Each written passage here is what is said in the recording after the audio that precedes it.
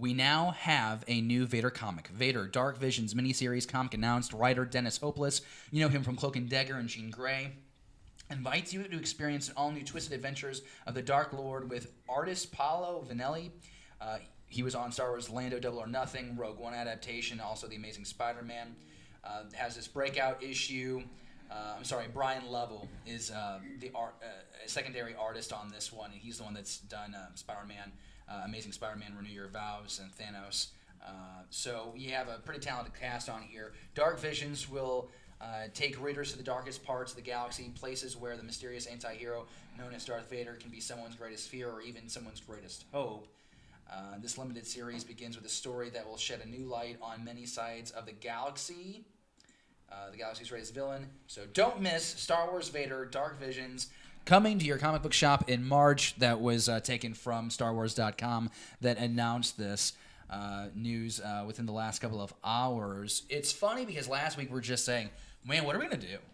Because here we are, Vader's rapping. You know, Chuck Wendig, his miniseries got canceled. You know, do you think that they're going to follow up with another Vader series? Or do you think we're going to have to wait some time? And some of us were like, well, we might have to wait a little while. And then 72 hours later, it's like, boom, here's the third Vader product for you.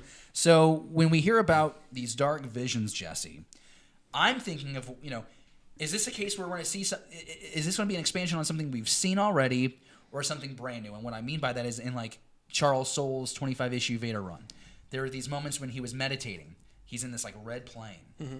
And that the red seems to symbolize life. And then on his body, there would be black on his arms and legs, signifying that was not life. That was just a machine. Do you think Dark Visions is like that? Or do you think we're getting restless nights of sleep like we got in Attack of the Clones, Revenge of the Sith, where he was having these Force visions in his sleep? I want to say a mixture of both, okay. Actually. I would like to actually see... It seems like balance has been kind of the thing that they've been running with on a lot of things lately. So, and theme-wise, I would think, you'd see a little bit of a mixture of both. Also considering that Anakin, or Darth Vader, has always been prone to these Force visions. Attack of the Clones, he was, kind of having them. He was definitely having them in Revenge of the Sith. So it wouldn't surprise me if even just seeing these basically, I'd almost Force nightmares, what I think would be, especially with how the traumatization of his own body and just his general life. Yeah. I can dig all of what you're saying. It's interesting though, David, because I feel like you might have some hesitancy about this, and I want to know why. Why are you hesitant about us getting this third? It's really the first Vader miniseries. We're coming off the heels of a really great run where there hasn't been much filler, and it's been a solid issue after solid issue. Can they keep the momentum? And it's a new writing team. I mean, it's a brand new team. You have new writer, new artist, new penciler, and so it's a brand new take on Vader. This seems a little bit more gothic. I guess what I'm fearful of, I don't want this to be like a Screaming Citadel type of thing. Screaming Citadel was a crossover series between the Star Wars line, Darth Vader, and Dr. Aphra. And it was like horror meets Star Wars. And when you hear that, you're thinking, oh, that could be really interesting.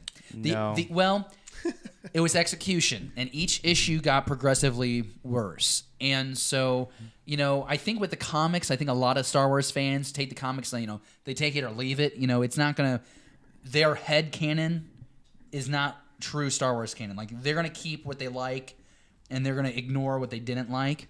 You might get that with this comic, but I'm going to be very hopeful because I like the idea of if you're going to do nightmare Star Wars, if you're going to do horror Star Wars, well, Darth Vader seems to be a good character. You can do that, and I think because of what we've seen in the prequel movies, what we've seen with his issues, with those visions he gets at night, whether it's the dream about his mom or if it's the dream about Padme, what's that like for a Vader who's been corrupted? This is Anakin with Sith eyes under that mask. So what does that Vader see when he has these nightmarish visions? I think it has a lot of possibilities. And if it's great, then that's awesome. And if it's terrible, it's only 5 issues. We want to know what you think about Vader Dark Visions. Let us know in the live chat if you're watching live. If you are catching us on the rewind, be sure you drop us a comment down below.